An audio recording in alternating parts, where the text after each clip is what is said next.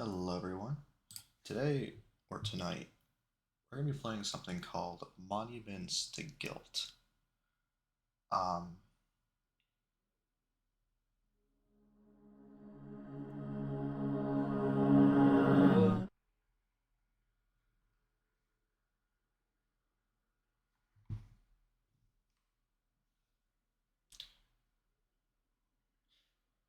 so, I saw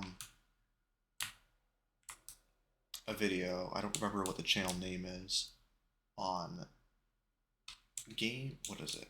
What was the video called again? Games that aren't games, or something. Um, Jacob Geller, I think the channel name was. I don't remember.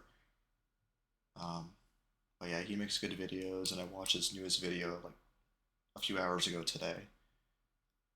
Um, and this is one of the games, and it looked really cool because it looked like the idea of it was interesting, and it looked really awesome, like graphics and stuff.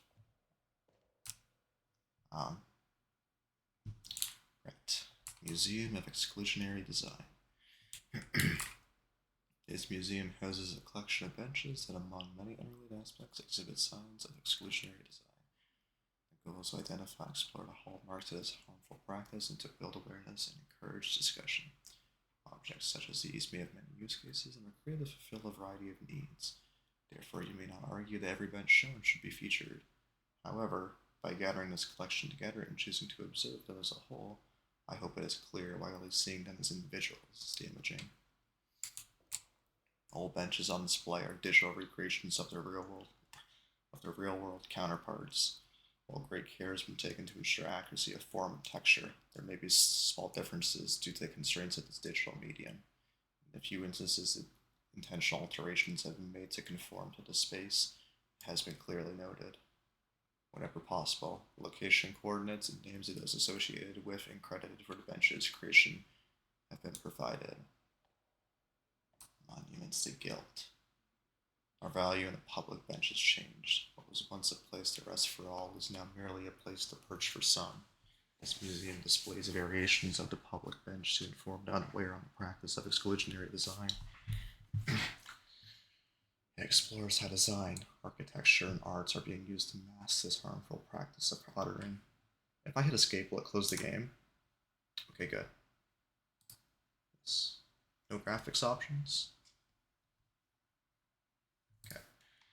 By examining the design of our public benches, we can see whether society truly values and is public, and for whom, increasingly, the word public no longer applies. While exclusionary design is used in many corners of our public spaces and comes in countless forms, this museum chooses to highlight and make an example of the public bench. When seen through the lenses of exclusionary design, we can begin to recontextualize how we see our public benches. We can shift our perspectives of those objects from places for us to sit to monuments to our guilt for those we choose to ignore. By accepting this inconvenient burden of guilt, instead of pushing it away or contorting it to anger or fear, we can acknowledge that our guilt is telling us something is wrong and that we wish to make a change. Credits.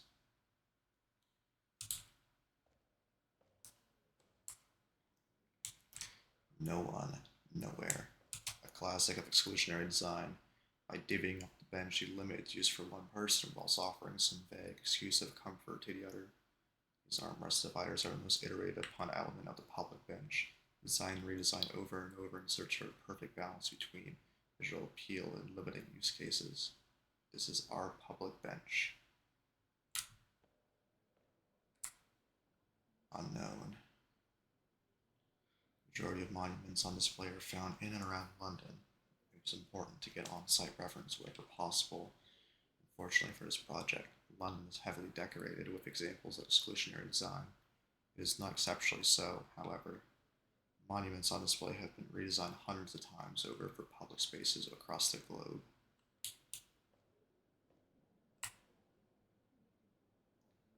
Grosvenor. The push for more greenery in cities has opened up new ways to split the bench into segments, similar to armrests. To the preferred pedestrian, it almost looks considerate.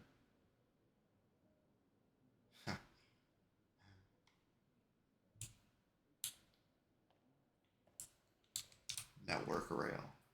Train stations and bus stops are traditionally intended as temporary shelter for travelers. Therefore, monuments in and around public transport favor functional reform and can be quite aggressively uttering. As larger train stations have become closer to that of shopping centers, the monuments themselves are made softer to the eye of the consumer class.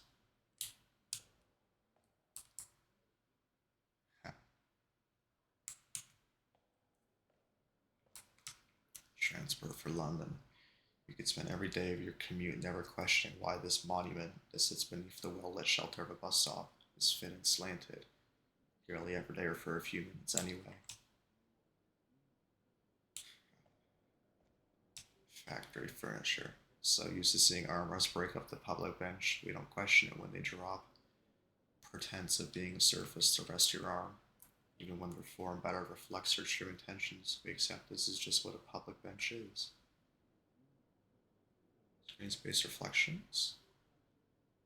I think it still renders off the white, so screen space actually works rather well here. Fire door. Uncomfortable futures. Language of exclusionary design is evolving. We are moving away from the traditional public bench with its wooden slats and armrests to smoother, sleeker silhouettes formed of concrete and steel. By appropriating the visual tropes of modern art and design, our expectations of the public bench have shifted. The bench no longer has to provide its original service. The minimalist use of those materials conjure feelings of success and wealth. They mirror the visual tropes of our utopic fiction. They sell us a sense of progress and safety, of cleanliness and uniformity. They tell us all is well. The future is now, and everything has been resolved. But these benches offer no solution. They only relocate the problem. If you haven't seen someone sleeping rough in a while, it is not because they no longer have to. What was once the public bench is now public sculpture. What was once a functional object is now corporate art. What once conjured a fleeting feeling of guilt is now a passing amusement for the consumer class.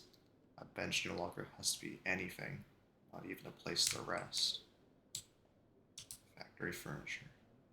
Factory furniture describes as a winner of the Keep Britain Tidy award as a more inclusive place to sit. I do in fact believe something hit my door. It is mildly unnerving.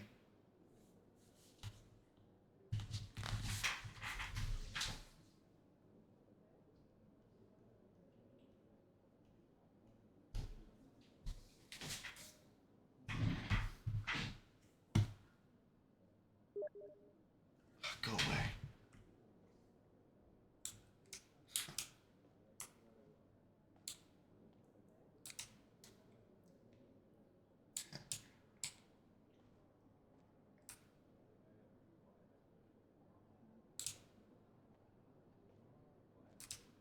Unknown. Monument 09 behind is no longer at the mentioned location, has been replaced by Monument 10. Both monuments have been shortened in length to fit within the space. Their length does not impact their exclusionary features.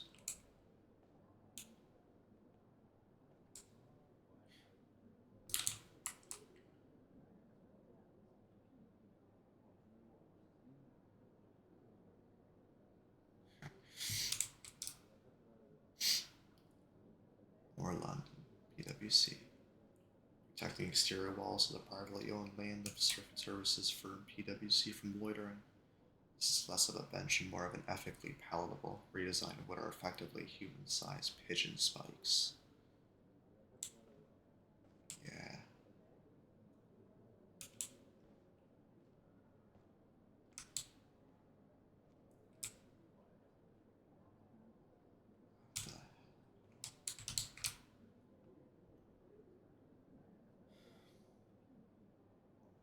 Featured mostly for the irony of a sculpture of a skater on top of a bench with anti-skate measures installed. It's also painfully thin, and the sculpture itself divides the bench up. Information in the design of the seat itself was not found. I would assume walls had little to do with exclusionary features. Sculpture is not my area of expertise.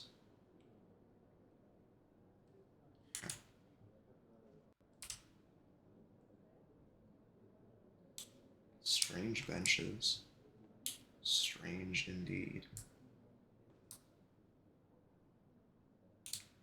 Park your backside. Doesn't look very comfortable.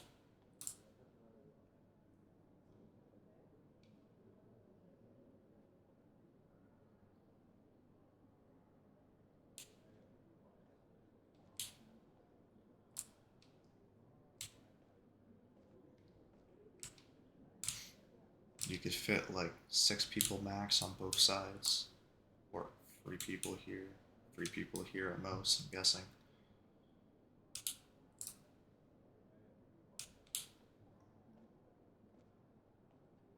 London's burning, or on water. What? Marshals, the city of London. Please do not touch.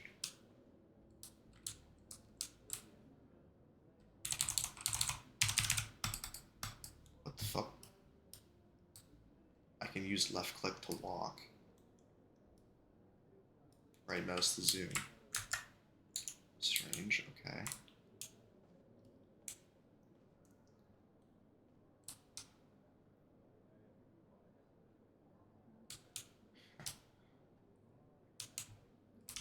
Reference based on the images from their website. They're declined to give location information of products sold. Part of your back just kind of sits out. What the fuck? Who would sit on this? It's not even a bench. Not all are extreme. Some are more comfortable to lay on than your average bench. Okay, you're just on the ground by that point, or you're just laying against it.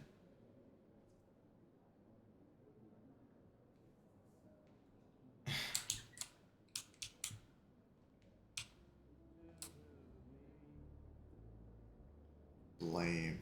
A public bench appears overnight with no evidence of who was contracted to install it, no trace of who manufactured it or who provided the raw materials, nothing about who designed it, nor a landscapers that planned out its placement or which architecture team they were directed by. It is often unclear who even owns the land, if it's private or government funded, and who commissioned redevelopment in the first place. At no point can we pluck out a single name and point our fingers. Calling out those involved in the production of those monuments is not an attempt at blaming or to inspire direct approach action. Crediting the work as a reminder that actual people had a role to play in the creation of these objects. These monuments exist as a result of a series of choices from a long line of individuals.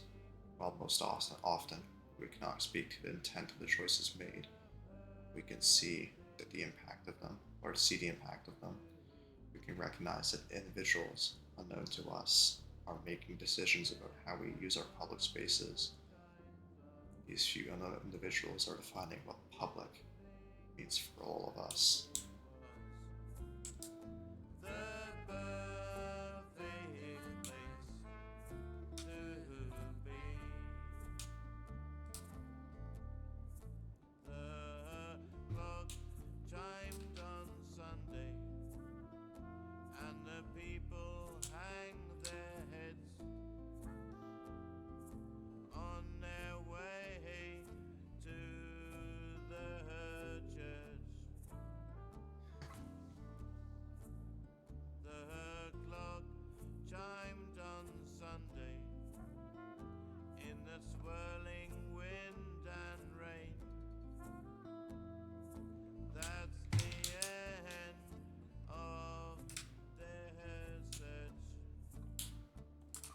Is that it?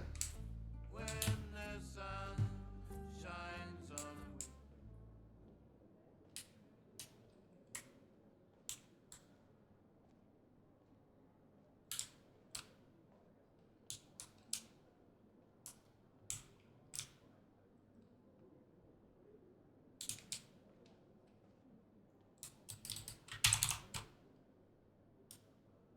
Fulfill. What if I touch it? There's gotta be a way I can touch them. Touch, touch, touch, touch, touch.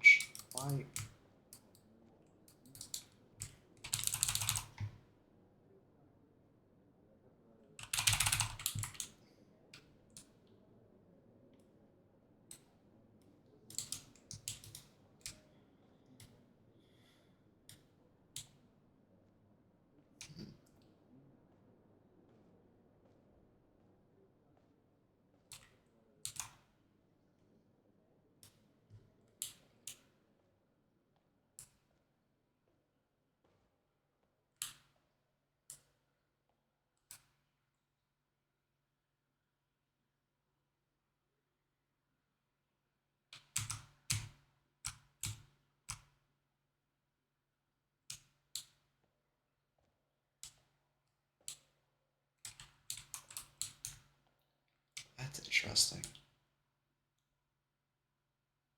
Museum of Exclusionary Design. Rather short, but I mean, I guess it is an exhibit. Right, with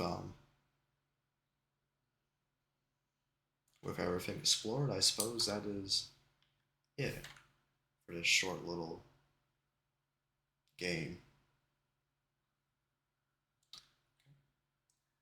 Have a good night, guys. I'll see you later.